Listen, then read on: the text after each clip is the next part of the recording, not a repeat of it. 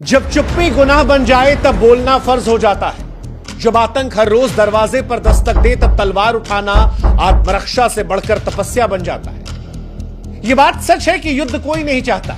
युद्ध का रास्ता कांटों से भरा है, इसमें खून बहता है, मासूमों की सांसें थम जाती हैं, घर उजड़ जाते हैं, देशों की आर्थिक रीढ़ झुक जाती है। युद्ध ना हो तो बेहतर है, टाल दिया जाए तो और भी बेहतर है। लेकिन सवाल यह कि जब दुश्मन अपनी नापाक हरकतों से बाज ही ना आए, जब दुश्मन मानवता का खून हर रोज बहाए, जब इंसानियत हर रोज शर्मसार हो जाए और जब साल दर साल अपनों का खून सड़कों पर नजर आए, वो खून जो 2001 में संसद पर हमले में दिखाई पड़ा, 2008 में मुंबई की सड़कों पर नरसंहार में देखा, 2016 में उरी की शहादतों में देखा, 2019 की पुलवामा की चीखों में दिखाई पड़ा, पहलगाम में हिंदुओं का कत्ल हुआ और गुरुद्वारों पर बमों की गूंज हुई, तब सवाल है कि द्वंद्व कितना पाला जाए, युद्ध कितना टाला जाए। हम युद्ध नहीं चाहते, मगर अब आतंक का बोझ भी हम नहीं ढोने वाले। रामधारी सिंह दिनकर की पंक्तियां मौजूदा दौर में एकदम सटीक बैठती हैं कि क्षमा शोभती उस भुजंग को जिसके पास गरल हो, उसका क्या जो दंतहीन विश्व रहित विनीत सरल हो। अरे भाई, क्षमा भी उस व्यक्ति को शोभा देती है जिसके पास शक्ति होती है, जो दंड देने में सक्षम होता है। जो पहले से ही दंतहीन विश्व रहित विनीत है, उसमें क्षमा करने की हैसियत नहीं है, क्योंकि वो पहले से कमजोर है। ऐसे में कई बार आपको अपनी ताकत का एहसास दुश्मन को कराना पड़ता है। जब कोई देश अपनी संप्रभुता नागरिकों की सुरक्षा के लिए मजबूर हो, उस वक्त शांति की बात करना कमजोरी नजर आती है, वो बेईमानी सुनाई पड़ती है। युद्ध केवल जवाबी कार्रवाई नहीं, बल्कि दुश्मन को भी संदेश है कि आक्रामकता का जवाब आक्रामकता से दिया जाएगा। और इस युद्ध की नैतिक जिम्मेदारी उसकी नहीं है जो युद्ध में जवाब दे रहा है, यह जिम्मेदारी उसकी है जिसने युद्ध की शुरुआत की थी। इसलिए जिम्मेदारी पाकिस्तान के हिस्से छोड़िए और आज अपने देश, अपनी सेना के साथ खड़े हुई है। दुश्मनों से निपटने में हमारी सेना सक्षम है। हम भी आपकी तरह अमन चाहते हैं।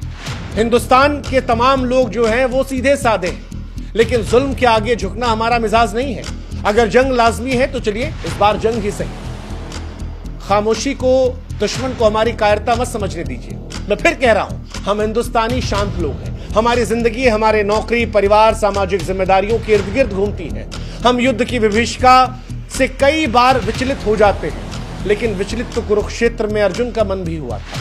तब श्री कृष्ण ने उनसे कहा था कि धर्म युद्ध है ये, और धर्म युद्ध का मतलब होता है अधर्म के खिलाफ खड़ा हो, मासूमों की रक्षा करना, उस सोच का खात्मा करना जो खून को जिहाद का नाम देती है। और जब आज हमारी सेना वही धर्म युद्ध लड़ रही है, वही आतंकवादियों के खिलाफ, उस जहरीली मानसिकता के खिलाफ जो बेगुनाहों को निशाना बनाती है, अपना काम कर रही है, तो शांति की कीमत समझाकर ये बेईमानी वाले बातें मत कीजिए। शांति जरूरी है, ये बात हम समझते हैं। शांति सुंदर है, इस बात को भी हम जानते हैं। लेकिन शांति की कीमत तब तक है जब दोनों पक्ष शांति चाहें, जब दोनों शांति की कद्र करें। और अगर दुश्मन आपकी शांति को आपकी कमजोरी समझ रहा है, तो आप जब शांति की बातें करेंगे तो वो कायराना हरकत नजर आएगी। पाकिस्तान अपने सरजमी पर आतंकवादियों को पाल रहा है, वही आतंकवादी जो मुंबई से लेकर उरी, पुलवामा, पहलगाम में हमारे अपनों को जलाते हैं। ऐसे वक्त में शांति की दुहाई देना मूर्खता है। और शांति की कीमत क्या है? उन माओं के आंसुओं की कीमत है जिनके बेटे सरहद पर शहीद हुए। उन बच्चों की खामोशी आपको एहसास करा रही है जिनके पिता कभी घर नहीं लौटे। उन परिवारों का दर्द आप महसूस कर रहे हैं जो आतंक की भेंट चढ़ गए। देखिए, ये बात हम जानते हैं कि युद्ध महंगा है, इसमें कोई शक नहीं है। युद्ध में नुकसान होता है, युद्ध का हर पहलू भारी है। लेकिन वो जो शांति जिसका जिक्र आप कर रहे हैं, जो सिर्फ कागजों पर खोखली लिखी हुई है, वो शांति शांति नहीं है। जब दुश्मन हर रोज हमारे सैनिकों पर गोली चलाए, निशाना बनाए, तब से नो टू वॉर का नारा खोखला हो जाता है। जब देश की संप्रभुता, जवानों की शहादत और नागरिकों की सुरक्षा दांव पर हो, तब युद्ध युद्ध नहीं बल्कि जवाबी कार्रवाई और वीरता का प्रतीक बन जाता है। कम से कम इतिहास तो यही कहता है। इतिहास से हम सबक ले सकते हैं, क्योंकि अगर 1971 में भारत ना खड़ा होता तो शायद आज बांग्लादेश नहीं होता, और बांग्लादेश में लोग आज भी सह रहे होते। बांग्लादेश में महिलाओं के साथ आज भी गलत काम हो रहे होते, उनके हक छीने जाते। अगर हिटलर को युद्ध के जरिए ना रोका गया होता तो शायद दुनिया और भी जल रही होती। अगर 1999 में करगिल में हम युद्ध ना लड़ते तो शायद आज लद्दाख की वो जमीन पाकिस्तान की होती, वहां हमारा तिरंगा ना होता और पाकिस्तान पूरे कश्मीर पर कब्जा करने का ख्वाब देख रहा होता। अमेरिका से लेकर फ्रांस तक, वियतनाम तक हर महान मुल्क की आजादी युद्ध की भट्टी में तपकर बनी है। बर्बरता के सामने चुप रहना हिंसा को खुला न्योता है। शांति कीमती है, लेकिन तब जब वो सबके लिए बराबर हो, वरना वो दबे हुए की मजबूरी और हमला करने वाले की मजबूती बन जाती है। और हिंदुस्तान कभी भी प्रथम युद्ध नहीं लड़ता। हिंदुस्तान ने आज तक पाकिस्तान से जितने युद्ध लड़े हैं उसकी वजह रही है, एक युद्ध भी बेवजह नहीं है। 1947-48 का वो पहला युद्ध जब पाकिस्तान पर हमने हमला किया था, वो इसलिए था क्योंकि पाकिस्तान ने कश्मीर पर हमला किया था, घुसपैठ कर रहा था। 1965 का युद्ध भी कश्मीर में घुसपैठ और फिर पूर्ण युद्ध की वजह से हुआ था। 1971 का युद्ध इसलिए हुआ था क्योंकि पूर्वी पाकिस्तान में मानव अधिकार उल्लंघन हुआ था। शरणार्थी संकट के चलते तमाम लाखों करोड़ों लोग ऐसे थे जो हिंदुस्तान आकर रहे थे, हिंदुस्तान से भीख मांग रहे थे। तब हिंदुस्तान ने पाकिस्तान को दो हिस्सों में तोड़ा था और बांग्लादेश का जन्म हुआ था।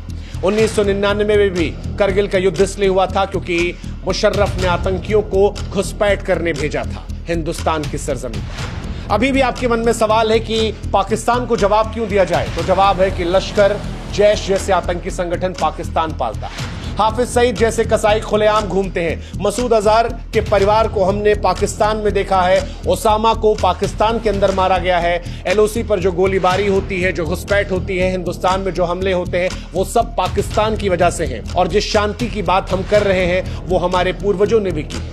हमने ही लाहौर समझौता किया था, हमने ही आगरा में शिखर सम्मेलन किया था, हमारे ही प्रधानमंत्री मोदी लाहौर की यात्रा पर गए थे। लेकिन हर बार बार बार पाकिस्तान ने हमें धोखा दिया।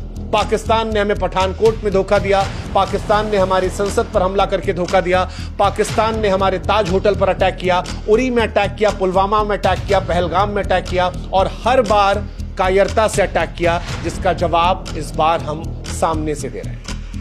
ऐसे में आपको एहसास होना चाहिए कि युद्ध तब जरूरी हो जाता है जब कोई देश अपनी संप्रभुता, नागरिकों की सुरक्षा और राष्ट्रीय सम्मान को बचाने के लिए मजबूर हो। पाकिस्तान की ओर से बार बार आतंकवाद और उकसावे कार्रवाई अब भारत को जवाब देने के लिए बाध्य करती हैं और इसी वजह से हम कह रहे हैं कि ऑपरेशन सिंदूर इस बार कार्रवाई नहीं है बल्कि इंसाफ की पुकार है। ये उन माताओं बहनों की आवाज है जो सुरक्षा की मांग करती हैं। ये उन बच्चों की उम्मीद है जिनके सपने आतंक की आग में नहीं जलने चाहिए। ऑपरेशन सिंदूर वो प्रतीक है जो न्याय का, हिम्मत का, इरादे का, जो कहता है कि ये हिंदुस्तान अब बर्दाश्त नहीं करेगा। हम शांति चाहते हैं लेकिन अपनी शर्तों पर। ये उन आतंकी ठिकानों पर करारा प्रहार करेगा जो पाकिस्तान की शह पर हमारे खिलाफ साजिशें रचते हैं। ये दुनिया को संदेश दे रहा है कि भारत की संयम की नीति को उसकी कमजोरी ना माना जाए। हम हमेशा शांति चाहते हैं, लेकिन जब दुश्मन हमें खंजर थमाएगा, जब हमारे मासूमों का लहू बहाएगा, जब हमारे अपनों की चीखें हमें सुनाई पड़ेंगी, तब इस खामोशी को हम धिक्कार मानते हैं। और गीता में भी यही सिखाया गया है। गीता का सार है, विश्व की पुकार है कि युद्ध ही वीर का प्रमाण है। कौरवों की भीड़ हो या पांडवों का नीर हो, जो लड़ सका वो ही महान है। जय हिंद, जय भारत। हमारी गुजारिश सिर्फ इतनी आपसे है कि युद्ध हम नहीं चाहते थे। युद्ध कई बार हमें विचलित करता है, लेकिन जब युद्ध की शुरुआत हो गई है तब अपनी फौज के पीछे मजबूती से खड़े थे। अपनी फौज पर एतबार कीजिए, क्योंकि आपकी फौज आपको सुरक्षित रखेगी। उसने आपको हमेशा सुरक्षित रखा है। इस बार भी उसने हर उस सवाल का जो आपके मन में आपको विचलित कर रहे हैं, उसका जवाब पहले से ही खोज रखा हो। कई बार युद्ध शांति को खराब करने के लिए नहीं, बल्कि शांति को स्थापित करने के लिए होते हैं। हिंदुस्तान जो पाकिस्तान के आतंक से दशकों से अशांत है, इस बार ये युद्ध इसलिए लड़ रहा है ताकि शांति लंबे समय के लिए हिंदुस्तान में कायम की जाए।